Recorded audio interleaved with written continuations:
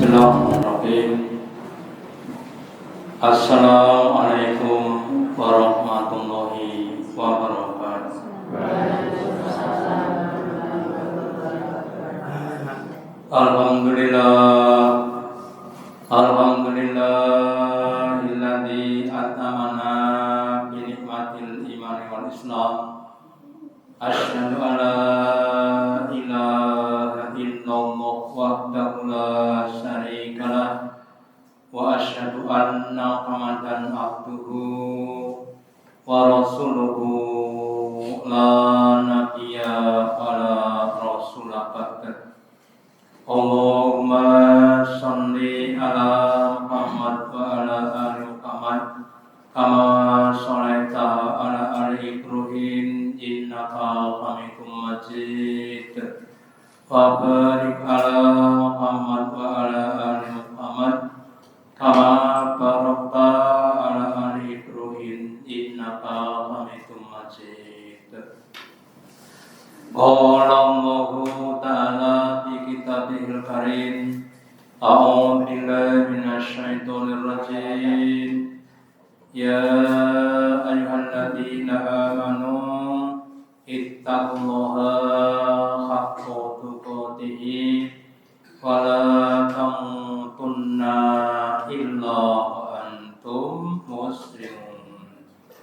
Bapak Ibu hadirin yang dirahmati Allah Ta'ala, yang pertama dan utama, marilah kita selalu meningkatkan, menambahi kesyukuran kita, keimanan kita dan ketakwaan kita kepada Allah Ta'ala dengan menjalankan perintah-perintahnya dan menjauhi larangan-larangannya.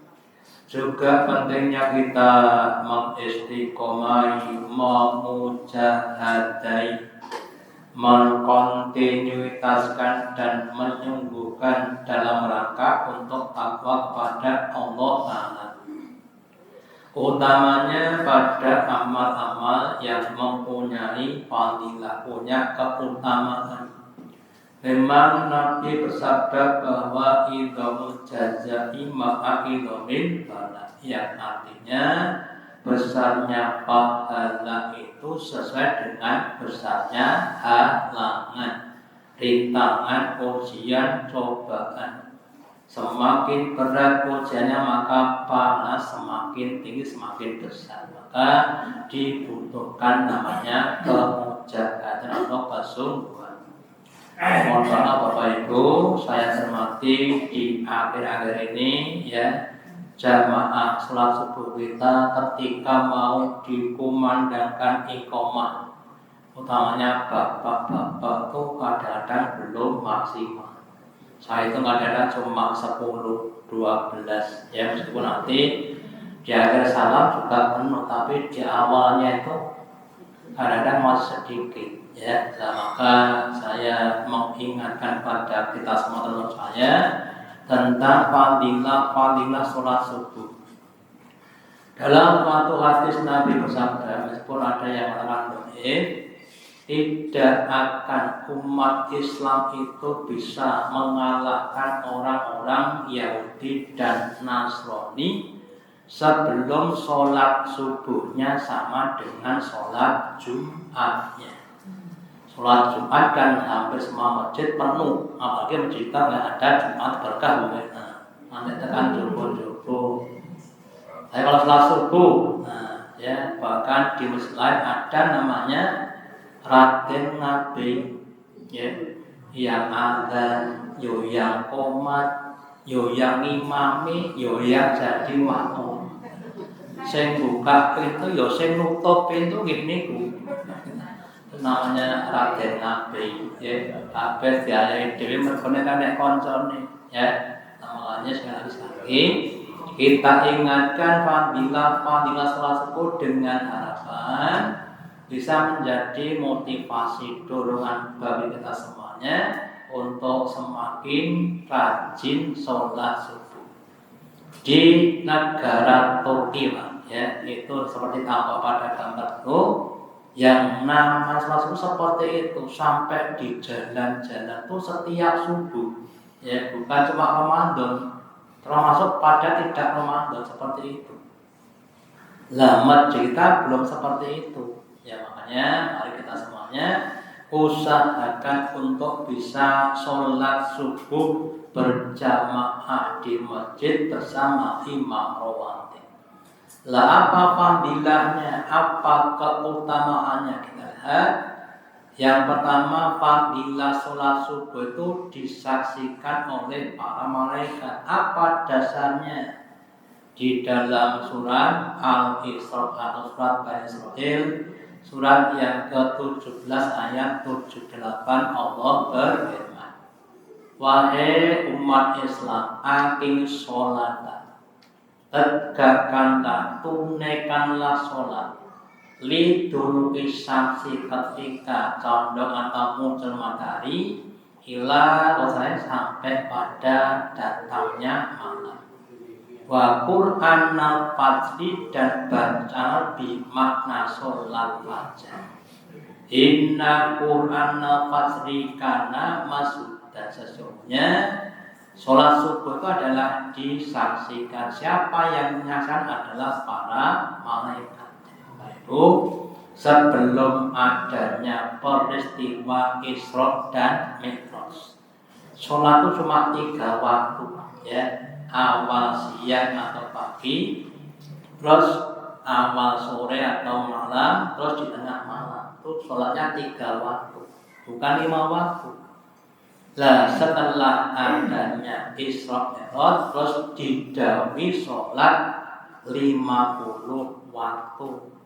Terus kemudian dirusuk, diringankan jadi 5 waktu, tapi nilainya sama dengan 50 waktu. Ya. Nah kembali pada ini, jadi yang namanya sholat subuh itu disaksikan malaikat. Mungkin ada yang tanya, lah kalau sholat duhur apakah nggak disaksikan malaikat? Maksudnya bukan begitu. Maksudnya dijelaskan dalam sebuah hadis, Nabi bersabda, ya ta'aqabuna fikum malaikun labilali wa binahari, sama berkumpul kepada kamu malaikat-malaikat jaga malam dan malaikat jaga siang. Jadi dalam arti menjelaskan bahwa malaikat ada namanya sip-sipan, sip-sipan. Nek wong kerja sip-sipan ten pabrik enten 3 sip. Ada yang 2 sip, sip malam, sip siang, kan juga begitu. Lah mereka wasfakuna fi sholatil subhi wa sholatil asri, dan mereka sip malam dan sip siang itu berkumpul di sholat subuh dan sholat asar. Maka ketika di sholat subuh malaikat jaga malam akan meninggalkan tugasnya dan malaikat jaga akan mulai tugasnya. Lah orang-orang yang sholat subuh berjamaah di masjid itu akan dicatat amalannya oleh malaikat jaga malam di akhir catatan, dan dicatat malaikat yang di awal catatan. Jadi amalnya cuma 1 tapi catatannya 2, ya. Lah kalau sholat duhur ya nyatat malaikat siang saja. Sholat isya ya malaikat malam saja. Kalau sholat subuh dan asar dicatat 2 kali. Panjenengan kerja sedina blonjone 2 dina, penak apa penak? Ya. Makanya kita berusaha sholat subuhnya di istiqomah. Kula jane nggih pengin istiqomah. Jane nggih pun ngonek-nek alarm, jane nggih pun muni, jane nggih pun tangi kowe. Ning setane lebih kuat kita. Maka kita harus bertawud kepada Allah. Dungone tenanan we. Jangan sampai kalah dengan maaf saja harus kita saja, ya. Jangan sampai kalah kalian bakul ten pasar gitu. Entuk badi 200.000 niku mangkate sadurung subuh Pak. mulai bar ngasar mungkin seperti itu. Ya. Nah, kita insya Allah akan mendapatkan lebih banyak dibanding dengan urusan dunia tadi. Ya. Nah, terus kemudian kalau kita mendapatkan 2 pahala, insya Allah lebih banyak dibanding dengan 1 pahala. Terus kemudian sholat subuh adalah sholat yang berat bagi orang munafik. Mohon maaf, Jadi kalau kita yang kadang-kadang masih merasa berat dengan sholat subuh, hendaklah kita waspada. Mungkin dalam hati kita masih ada penyakit kenifakan. Nifak itu apa? Nifak itu antara ucapan dengan hati tidak sama. Kenapa bisa begitu? Karena kurang yakin. Karena masih ragu-ragu dengan adanya pahala yang akan diberikan Allah Ta'ala. Contoh saja, seandainya ada orang yang terpercaya di desa kita ini, kalau ngendikan, kalau berjanji selalu ditepati. Terus orang itu berkata kepada kita, Pak, tolong rumah saya dibersihkan. 1 hari nanti tak kasih upah 1 juta. Mang resiki 3 dino. Ini bayare keri. Ya. COD bukan? COD. Kira-kira kita mau nggak kerjakan 3 hari? Ya. Hari pertama selesai pakai awak ego bios urung tok duit. Kenapa? Hari ketiga. Hari kedua kerja lagi, rekos lagi, gobios lagi, belum dapat uang lagi. Tapi kita yakin dengan orang tadi, orang tuh nggak pernah belanjani janji. Lah di hari yang ketiga, setelah kita selesai kerja, terus kita dapat upah sesuai dengan apa yang dijanjikan. Lah Allah itu lebih menetapi janji dibandingkan dengan siapapun. Ya. Innallaha la yukhliful mi'ad. Sesungguhnya Allah tidak akan pernah mengingkari janjinya. Ya, maka kita harus meyakini. Lah masalahnya apa? Pahala kan belum terlihat. Nek duit, benar boleh. Mohon maaf. Orang-orang yang baru yakin kalau ada wujudnya, namanya orang-orang yang realitas. Ya. Itu maaf saja pemahamannya biasanya lebih rendah dibanding dengan orang-orang yang yakin adalah barang yang belum terlihat. Ada uang 100.000 dan ada kartu ATM 100 juta. Terus panjenengan kan milih Pak Ibu, pilih pundi? Duit 100.000 napa ATM 100 juta?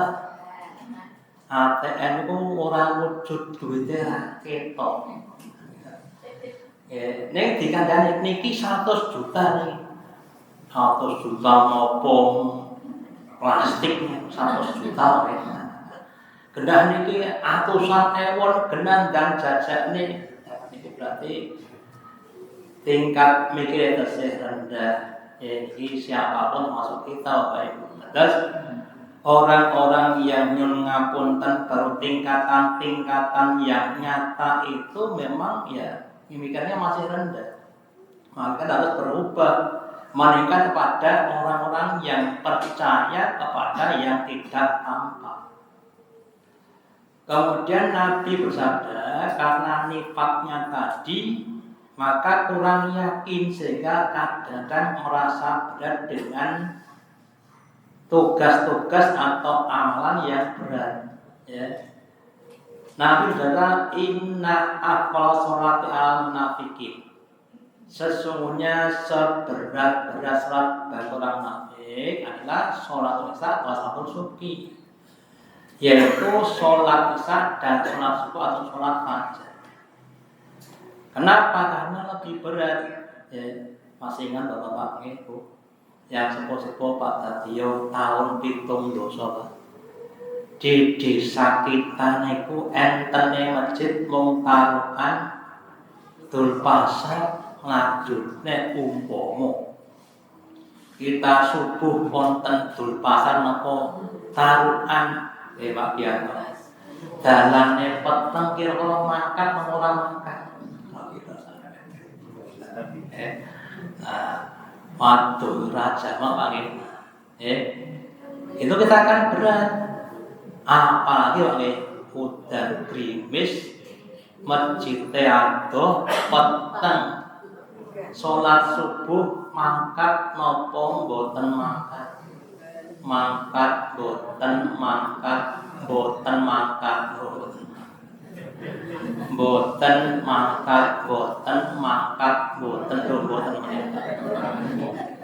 dong condok ramah apa jadi itu kan teramangkan terus diumumkan bapak-bapak ibu-ibu siapa yang mau datang sholat subuh hari ini khusus disediakan amplop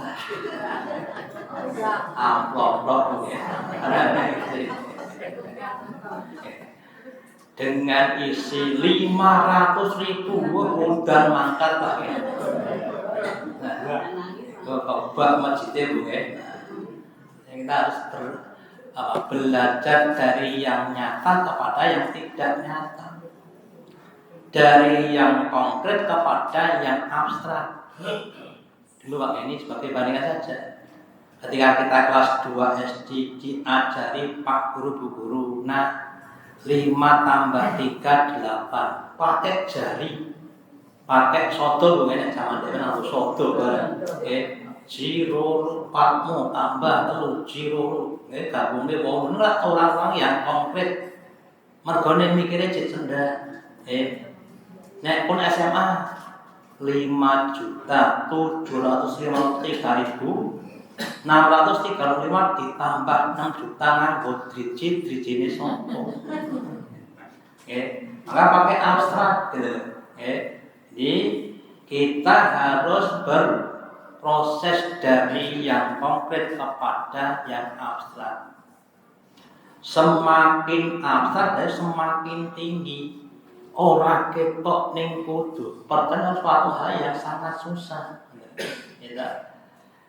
Terus walau ya'lamu nama bima dan seandainya kalian tahu pahala pada keduanya Sopo dan Isa walau sungguh kalian akan mendatanginya meskipun kalian dengan merangkap awak loro sikile sakit boten saged mlampah ning nek enten tunggu madhit 10 juta dan masjid mangkat napa mangkat meskipun ya kudu mbrangkang ya tetep mangkat nyelok ojek online nyelok ojol kon ngeterke ten masjid kopai 20 nggih turah oke alhamdulillah kemudian walat hamamtu dan sungguh aku Nabi sangat-sangat ingin an-amro bisolati supaya aku memerintahkan untuk ditegakkan sholat. Suma amro rojulan fayosli binasi kemudian aku perintahkan salah satu untuk mengimami orang-orang yang sudah di masjid. Summa atikum ma'i birijalin ma'hum kemudian aku akan mengajak beberapa orang yang mereka membawa hatok bin kayu bakar ila komen kepada orang-orang yang layas haduna sholatan orang-orang yang tidak datang di masjid. Fahariko alaihim butal maka aku akan bakar rumah-rumah mereka yang tidak di masjid. Sampai Nabi saking sayangnya kepada umatnya itu diaturi dengan lisan nggak paham, terus mau diingatkan dengan suatu perbuatan. Sing boten sholat subuh daleme badhe dihubung Nabi. Ya. Kenapa ben sholat subuh? Ya. Kenapa? Karena pahala Allah sangat-sangat banyak sekali iman-iman. Dan sholat sunat termasuk sholat wajib. Sholat wajib kenapa diwajibkan? Karena sangat besarnya pahala yang akan diberikan maka diwajibkan. Ya, jadi Allah wajib karena apa? Sangat besarnya pahala. Sedangkan yang sholat sunat itu tidak diwajibkan karena tidak begitu banyak. Maka sebesar-besarnya pahala sholat sunat tidak akan melewati sholat wajib. Ada orang sholat tahajud sampai 11 rakaat. Terus kesel Pak nggih, keturun ora sholat subuh. Lah berarti entuk ucang kelangan. Ngapun ta? Lah mana sholat bumi sholat rakaat. Lah Pak sholat sunat. Sholat wajibnya belum. Ya kita jangan sampai golek ucang malah kelangan delep. Kita semua membanding-bandingkan mana yang lebih penting. Di sampai ini monggo kita semai maaf saja kalau masih ada keengganan untuk sholat subuh, rasa berat monggo untuk dimujahadai. Man jada wajada. Barang siapa yang dia bersungguh-sungguh maka dia akan mendapatkan apa yang dia sungguhkan. Allah juga berfirman walladzina jahadu fina lanahsubulana. Orang-orang yang dia mau berjihad bersungguh-sungguh di jalan kami, mendatangi sholat, menghadiri majlis taklim atau yang lainnya dengan sungguh lanah tiyanahum subulana, maka mereka akan kami tunjuki ke jalan-jalan kami. Ditunjukkan fadilah-fadilahnya, keutamaan-keutamaannya, pahala-pahalanya. Sehingga orang kalau sudah tahu pahalanya nggak akan merasa berat. Mas, saya niki kerjaan pundi kula ten Palu Pak, kok tebih men ten Palu ndak dino tekan Palu. Mboten mriki mawon lah. Ten mriki sedina paling 100.000, ten mriki kok 1 juta. Oh, banyak. Jadi kalau pahalanya besar tuh abon itu dari enteng. Kenapa? Karena tertutup oleh kenikmatan tadi. Jadi itu Bapak Ibu, kalau kita itu tahu fadilah-fadilahnya, kita akan mau untuk rekoso. Kemudian dan Allah itu akan menolong kepada orang yang berbuat kebaikan secara zuhir Pak. Itu kudune ora kuat. Abdullah Al-Khairi itu seorang yang usianya 77 tahun. Sejak umur 10 sudah sakit, nggak bisa jalan. Tapi dia tetap ke masjid 5 kali sehari dengan merangkak. Selama 66 tahun tak antek sedun, dan masjid berangkat. 66 tahun sedino pembimbingan 5. Enten orang lagi, matanya buta. Masjid dan rumahnya itu dikasih tampar. Jadi kalau ke masjid ya pakai tampar ini. Itu sehari 5 kali. Kenapa? Karena besarnya pahala orang yang sholat berjamaah. Dan itu untuk motivasi kita diberi kesehatan Bapak Ibu, kita masjidnya lagi buatan tapi itu rasa numpak jet, numpak kapal terbang. Kapal itu di mana? Sikil sampai alhamdulillah. Jalannya juga padang, awan padang, pengio padang, sok-sok biarkan kok ambaran beda kali monggo untuk ditingkatkan. Jangan sampai kita menyia-nyiakan kesempatan untuk beramal di dunia. Karena Bapak Ibu, kalau kita nanti sudah situ, sudah mati, nggak sempat untuk beramal. Kalau sekarang itu masih ada namanya fitnah, masih ada ujian, masih ada tutupan. Mata kita sudah masih tertutup oleh fitnah-fitnah dunia sehingga belum tahu pahalanya. Nanti kalau roh kita sampai di tenggorokan, sampai begini, terus fitnah itu dibuka, kemudian tampak pahalanya. Kemudian kita ingin kembali ke dunia untuk beramal, tapi sudah nggak bisa, rohnya sudah sampai di sini. Kita akan jadi geluh, ya laitani, wahai selama aku seandainya tahu begitu dulu aku akan sholat berjamaah terus. Dulu aku akan ngaji terus, nggak pernah absen. Dulu akan sholat dakwah dan sebagainya, tahu sudah rohnya sampai di sini. Contoh lagi lah, misalnya untuk menganalogikan. Kalau ada guru buat ulangan ada soal, anak-anak suruh ngerjakan. Yang sudah selesai kumpulkan Pak. Selesai semua kemudian dicocokkan, dikasihkan namanya kunci.